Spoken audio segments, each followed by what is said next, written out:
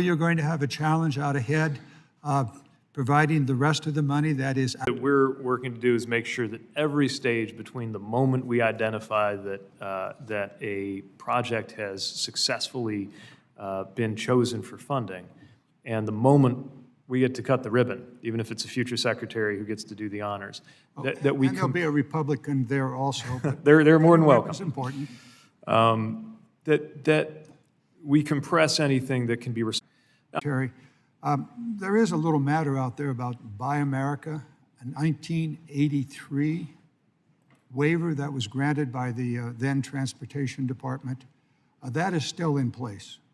That waiver deals with manufactured products that would be used in the federal highway. Of course, very focused on making sure that products that are and projects that are funded with taxpayer dollars are built with American labor and materials. Right now, Federal Highways is in process of reviewing all of its existing general applicability Buy America waivers that are not product specific, and will publish in the Federal Register a determination on what to do next, taking into account comments received. As you know, Federal Highways published its first review via request for comment in March, and reviewed all of the comments that came through that. The next step will be to move forward on that rulemaking. Well, and your we'll keep you boss posted on that. And our president's goal of making it in America and Buy America is going to be thwarted, stopped, and otherwise harmed by a 1983 waiver. Kill it. Get it done. Thank you. I yield back. Understood. Mr. Stauber. Thank you, Mr. Chair, Mr. Secretary. I represent northeastern Minnesota, Minnesota's 8th Congressional District. A couple questions. What is the average, do you know the average temperature in a Minnesota winter? I know it's pretty cold, but I would know Well, it's 12 degrees, although some of my constituents saw temperatures as cold as 42 below last year. Mr. Secretary, how many states have an average winter temperature of below freezing? It's half the country. Does cold weather affect an EV's battery life, yes or no? Yes, it does. How much can an EV battery life be reduced by cold weather? Depends on the chemistry of the battery and the model that you're in, but it's a substantial percentage of the EV battery life. 50% or more. And how long? Sure, I pulled the latest numbers. The models are starting around $30,000 for sedans. They're getting into the 40s for. According to Kelley Blue Book, the average price for electric cars was over $53,000. Surely you're aware that they start closer to 30, right? My constituents would have to work a full year to pay for this unreliable car and would barely have enough left over to care for their family. What is the average median income of a single individual EV buyer? It's $150,000. As of when? It's $150,000. As of when? I'm just asking because that number is going down each passing year. This month. This month. And how much of a taxpayer-funded subsidy is given to those high-income earners to purchase their EV? As you may recall, the Inflation know this. Reduction Act was set in such a way that there was an income cap on how you could benefit from it, so that the wealthiest people are not able to take advantage of that. But we do wish we had your support in lowering the cost of EVs. Mr. Secretary, would you agree it's $7,500? Say again? Would you agree it's $7,500? $7,500 is the maximum credit that is eligible, and we think that making For the EVs cheaper elites to for buy working their families to luxury the vehicles. tune of $7,500 Mr. is Secretary, a good move. excuse me. Do you think that it's fair for your administration to force constituents to purchase these electric vehicles when they're not working, especially in northern Minnesota? Well, the premise of the question is false because we're not forcing anybody to purchase any technology. Can you refer to any particular policy that forces anybody to purchase any vehicle? By 2035, you want 2/3 of Americans to be using electric vehicles. They don't work in northern Minnesota in the cold weather today. And I want to just share something with you. Mr. Garamendi, and I agree with him, Buy American. Last July, you sat in that same spot and answered our questions. And I told you about a concern that I have with child slave labor in the Democratic Republic of the Congo. And I told you that we could mine these critical minerals needed for EVs in the district that I represent under the best labor and environmental standards in the world. But you and the administration went ahead with an MOU with the DRC in January of this year. Well-documented child slave labor in the DRC, hardly any environmental standards. And your administration chose to enter MOUs with the Congo, where 15 of the 19 mines are owned by the communist country of China, where they use slave laborers. It's unbelievable that you chose other workers over the American worker. And it's unbelievable that you won't allow you and your administration won't allow mining here in Minnesota and the United States. Your Secretary of Energy, Secretary Granholm, came to the Western Caucasus, and I happened to ask her, I said, you know the only nickel mine in the United States today? She couldn't answer that. Do you know where it is? No, I don't. It's in the Upper Peninsula of Michigan, the Eagle Mine. It's the gold standard. And she's our energy secretary. And do we need nickel, cobalt, and copper for these electric vehicles as we transition? The answer is yes. We need to mine here in America with American miners, American labor. We can do it. The biggest copper nickel find in the world, and your administration just banned it.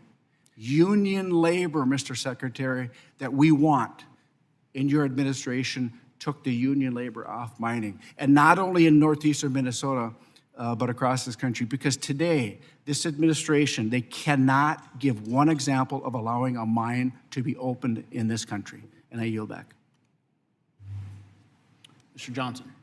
Thank you. Secretary Buttigieg, is there anything that you would like to say in response to any of the questions and comments that have been made today that you've not had the opportunity to respond to? Well, thank you. Had there been more opportunity to respond to Representative Stauber, I would have mentioned the work that we are doing to onshore, reshore, and friendshore the supply chain for electric vehicle batteries. We have been doing that with funds that we wish that we had had more votes from the other side of the aisle on, but got done through the Inflation Reduction Act and are going to help make sure more of this material is produced and refined here on American soil by American workers. Well, thank you. I also want to thank you for appearing before the committee today and also for your hard work in making sure that $6.7 billion in bipartisan infrastructure law funding has been announced that is headed to Georgia with over 309 specific projects identified for funding, $1.3 billion having already been spent to connect people in my state to high-speed internet, and as of to 50 Ford truck these days. I know that it's gone up. They entered the market, well, the electric F-150 model entered the market around 40. Well, I'm talking about the big gas guzzling model. Oh, I haven't checked the gas version lately. About $50,000, I understand. How about that? Yeah. But at any rate, I'd like to ask you a question. When will the DOT bump up the personal net worth eligibility criteria so that it's adjusted for inflation while also pegging the personal net worth to inflation thereafter? When will you all do that? Thank you for the question, Representative. We know that personal net worth cap puts many business owners of DBEs in the position of being, as one business owner said to me, too big to be small for federal purposes, but too small to be big and grow the way that you're supposed to. So we have issued an NPRM to modernize and improve the program, including updating the personal net worth and program size thresholds for inflation and a number of other flexibilities. I can tell you that we are close to finalizing that rule, having reviewed the comments that have come in, and we recognize the importance of that step. All right, great. When will the DOT consider excluding retirement savings from its personal net worth limits? That is also under active consideration and part of what will be addressed in the rulemaking. Okay, thank you. Considering the recent report by the New York Times highlighting a significant increase in dangerous close calls between aircraft, what specific measures in the Department of Transportation, or is the Department of Transportation implementing to improve warning systems at airports across the U.S. so as to mitigate these alarming incidents? Well, thank you for the question. This is something that To meet the 2023 goal that is needed to rebuild the training pipeline. Can you tell us how that is moving forward? I'm pleased to say that we hit our target of 1,500 this year to be hired, and we have about 2,600 air traffic controllers in the pipeline. But I would also be remiss if I didn't mention that a government shutdown would stop us in our tracks when it comes to hiring and growing the ATC workforce at exactly the wrong moment. While those who are qualified controllers in the tower would be permitted to continue working, it would stop training at just the moment when we're finally trending positive again in terms of the number of people ready to take those seats. Yeah, it looks like we're barreling towards a government shutdown, unfortunately, and I hope that we can avoid it. Thank you. I yield back. Mr. Nels. Thank you, Mr. Chairman. Good to see you, Mr. Secretary.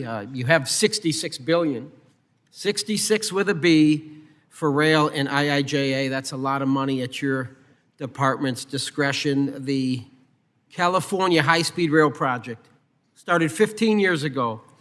Big promises in that project. It was supposed to be the next best thing in transportation in America.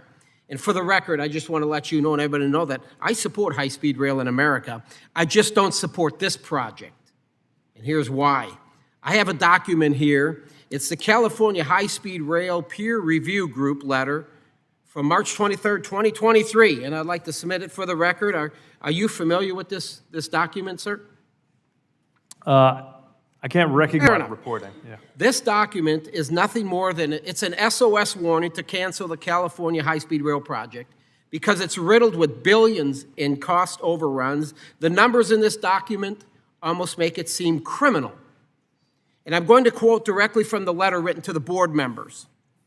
This group was created by Proposition 1A and is required to report to the state legislature in California on the California High-Speed Rail Authority. In this document, the peer review group says, since 2008, a consistent theme emerges. Project costs, schedules, and ridership estimates are uncertain and subject to significant risk of deteriorating. The project is underfunded, and its financing is unstable, rising costs, and making effective management difficult, if not impossible. Most importantly, more legislative oversight is needed. In the peer review 2023 project update report, it states that project costs continue to rise with no clear end in sight. The current contract values are 97%, Mr. Secretary, higher than the original award values. Phase 1 grew from $68 billion in 2012 to $92 billion in 2022, and now projected to be $106 billion in 2023. The scheduling on the costs, it says a construction project was awarded in August of 2013, and it was to be completed in 2018. This is before COVID. Don't use COVID as an excuse. And now they say the current completion is December of 2026. Ridership, big idea, 2009, big business plan, 41 million people. Now you know what they project for 2023? Down to 31 million people. Why do they have 10 million less? I don't know. But the report, and you need to get this, sir, because you need to see it. The report recommends that the legislature may want to request the selection and appointment of the Inspector General be given high priority. This project needs to be looked at. This is billions of dollars of taxpayers' money. It's my understanding now they want $3 billion more from the federal city intercity passenger grant program. And I want to make sure, sir, that we're not throwing good money after bad. The letter highlights that even if the project gets $8 billion, they will still be short of at least another $2.5 billion, even after the state of California funds are included. Have you visited the project, sir? I haven't been to the construction. Oh, you got to get there. You got to get there, sir. This is billions and billions of dollars. Are you willing to invest more taxpayer dollars on this project, which seems highly unlikely to succeed, versus sending that limited money elsewhere? Well, I want to take care, let me start with where we agree, which is support for high-speed rail in general, and supporting high-speed rail in general I'm with you. doesn't necessarily mean that one would support